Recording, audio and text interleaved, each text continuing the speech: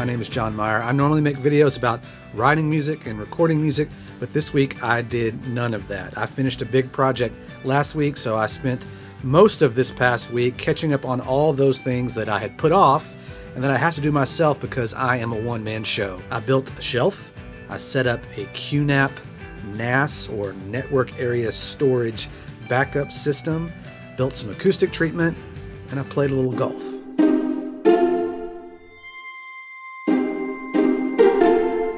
Sometimes I wonder why you watch my videos, but I know that you're not watching my videos to see me play below average golf. But I will tell you a few golf and music related stories. Back in the early 2000s, I got a gig playing fingerstyle instrumental guitar at the restaurant at the golf course that I played at a few days ago. And they paid me well, but more importantly, I got to play free golf all the time. Now, I play 3 or 4 times a year, but back then I played a couple times a week, and it was fantastic. One of my favorite stories was when I was playing my original compositions. You know, I don't play covers or anything like that, like I probably should have. But this guy comes up to me and he's like, "Hey man, I know that song that you're playing." I said, "Well, it's original. I wrote it." No, you didn't write that. So really, I hope I didn't steal it from somebody, but I'm pretty sure it's my own. He goes, no. I know what that was. That was With Arms Wide Open by Creed. No, I didn't find that to be flattering. All the tasks that I'm about to show you are problems that I needed to solve to help myself feel more squared away. I feel like I've got things together so that I can make better music. Across the hall from my studio, which should be a dining room, is the drum room and film closet, which should be an office. And it's been a mess since the day we've moved in. The two things that really make it a mess are guitar cases and drums. So the room has a vaulted ceiling, so I decided to build a giant shelf or loft to store these items. Now, is it safe? I'm pretty sure it is. I called my brother-in-law, the one that built the airplane, and asked him about my construction ideas, and he gave me some advice. So I think it's stable. It has not fallen yet, but it's given me a place to put the drums that I do need on occasion, the guitar cases that I certainly can't get rid of and I don't want to put out in the garage. It gives a place where I can put them along with mic stands and lighting stands to keep them up and out of the way. This room is far from being done, but that's the beauty of making a weekly video, is I can show you my progress instead of feeling like I have to tidy everything up, because it never will be perfect, but at least you can see that I'm doing something. I'm proud of how I have the drums set up. I bought this rug, circular rug from IKEA, and this is in the exact spot where I can simply throw the hi-hat around, move a few items. Looks like the crash needs to come back a hair, but I can be rocking out in like 10 seconds.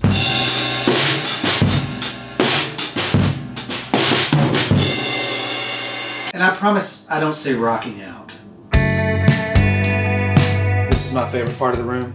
I'm on a quest to put the equipment that I use the most on the wall or in these drawers down here. I had it set up a certain way, but I didn't use half the stuff that was up there. It was just for looks, and that's silly. I've got my lenses, which I do go to somewhat often. GoPro, this is my in-progress charging station. I'd like to make that look better as we go. Got my basic screwdrivers, tape measure, hammer, light, gaff tape. I have full and empty batteries. There's nothing inside this, but how cool is it? It's a Telefunken old radio. It's like been gutted. My favorite thing on this wall is I was looking for a place to put this slider. I've used it maybe 2 times since I bought it 4 years ago. I put it up there for storage and realized it was kind of steady. I found a ball head, put it on there, and now I have my overhead camera rig. David Hillowitz, who put out a video yesterday about his DIY overhead camera rig, which you need to watch, we were texting right about the same time and he was asking me some questions, and I just happened upon this, and now I'm very excited because there are times when I want to do some overhead shots for my videos, but I'm way too lazy to set up a C-stand or whatever to hang it, and I'm scared that it's going to drop. This way I can keep my old camera up there most of the time, maybe get some more overhead shots from me. Now that my drums are up high in the cases, I have room to actually store stuff in my closet. As you can see, I'm out in my garage. A few weeks ago I made a video and talked about how bad it looked, but at least from this angle on this date, it looks incredible. Now it's only going to stay like this for 3 or 4 days, but I wanted to get it on film so I could remind myself what I'm capable of.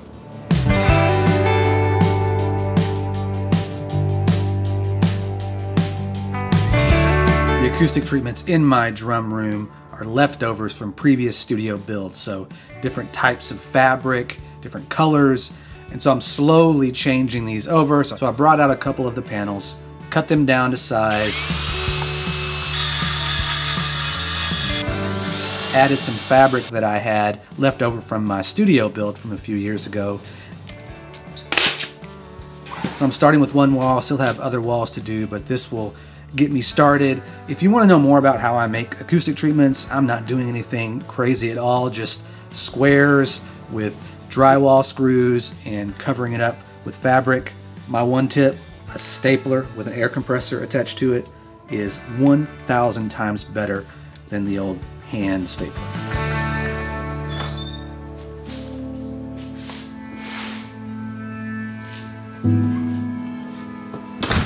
Another time-consuming project over the past few weeks was this, my QNAP NAS.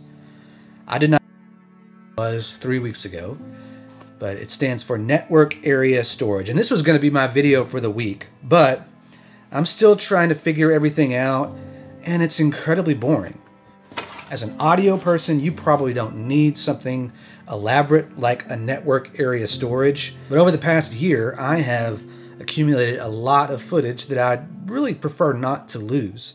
And like most of us, I have a bunch of little hard drives. I've never had a RAID system, so I bought this. And again, if this interests you at all, I can try to make a more in-depth review of this device. It's the QNAP. I'll put whatever model number it is up on the screen. And so far it's been great, but learning the software has been a bit tricky for me. I made some mistakes along the way that caused a lot of extra time. Right now I have 3 spinning hard drives in here with one open space, 12 terabytes a piece. If you Google Iron Wolf Seagate hard drives, 12 terabytes, you can see the price.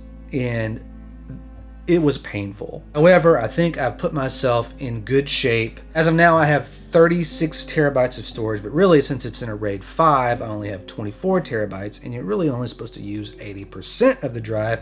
So I have less than that. I have an open space, which I think I can add an SSD to, so I can get faster performance, and there's things called SSD caching and queue tiering that allows the drives to work faster. Do I sound like I know what I'm talking about? I think I'm getting close. There's also a place for internal M.2 SSDs, which are tiny little SSDs that can accomplish some of those tasks. So I'm going to keep working on it. Maybe I'll have a video for you, but this took a lot of time. I do feel better about where I am, but yeah, dropping that kind of cash on backup systems is a very miserable grown-up thing to do. Now we'll finish up with something a little more fun. This is my piano, my Kawai piano. I made the Kawai Felt sample, and last week I teased my Meyer Felt piano, which I've decided is coming out on April 23rd. Let me check that. Yes, Friday, April 23rd. So I'm gonna spend the next few weeks hyping it. Christian Henson told me directly that I need to hype it, talk about it, and then I'm going to offer a reduced price when it comes out on the 23rd, and then it'll go up a week after that. This is a real exciting process for me, and I'd love for you to buy it, don't get me wrong, but more than anything, I'd appreciate you sharing it and telling people about it. I'm learning so much about all of this, and I really want to bring you along for those of you interested in possibly trying to figure out ways to monetize these samples. This was never my ambition from the start.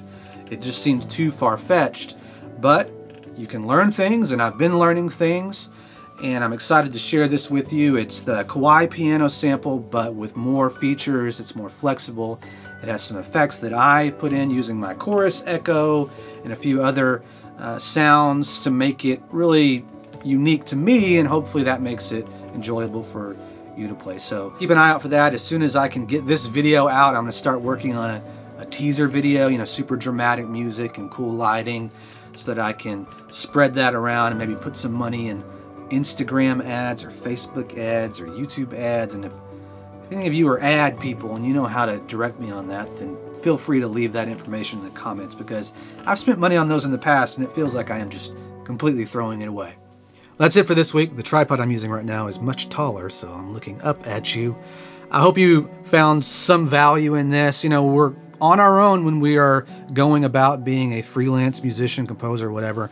There's a lot of stuff that needs to get done. And honestly, I enjoy getting away from the computer and working on things and using my hands to build stuff. And when I can go in that room, I'm super excited about my drum room, as I'm gonna get a desk in there, and that will be a place that I can go and put my laptop up and not have a keyboard in front of me, not have good speakers in front of me, and just be able to work on things in a way I'm treating that other room like a coffee shop that I can go to and work, and keep this room for making music. And so I hope this inspires you. Go work on something this weekend, and I'll see you next week.